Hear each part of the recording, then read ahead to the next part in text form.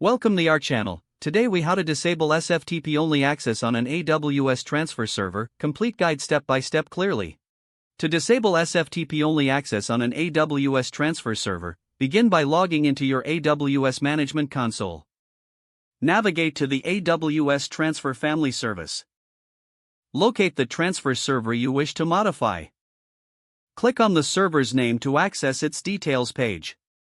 Scroll down to the configuration section. Find the option labeled Protocols.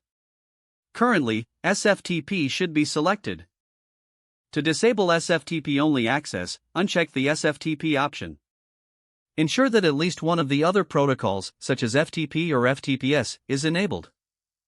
Next, review the changes you have made to confirm they reflect your desired settings.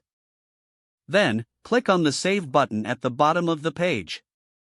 Wait for the confirmation message indicating your settings have been updated.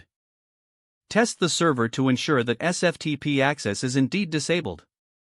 You can do this by attempting to connect using an SFTP client.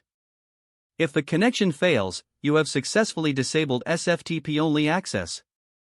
If you encounter any issues, revisit your settings to ensure changes were applied correctly. This concludes the steps to disable SFTP-only access on your AWS Transfer Server. If the page does not load, refresh the browser or try again in a private or incognito window. Make sure you are using the correct email address, then retype it carefully to avoid small typos. If your password is not accepted, use the reset option and create a new strong password you can remember. Check your spam folder for verification or security emails, then complete any requested confirmation steps. Enable two-factor authentication if available to improve account security and reduce unauthorized access risk. After signing in, review your profile details so your contact information and settings are accurate and current. If you see an error message, note it down and try again after restarting your device and internet connection. Log out when you finish, especially on shared devices, to keep your account and payment information secure. If the page does not load, refresh the browser or try again in a private or incognito window. Make sure you are using the correct email address, then retype it carefully to avoid small typos. If your password is not accepted, use the reset option and create a new strong password you can remember.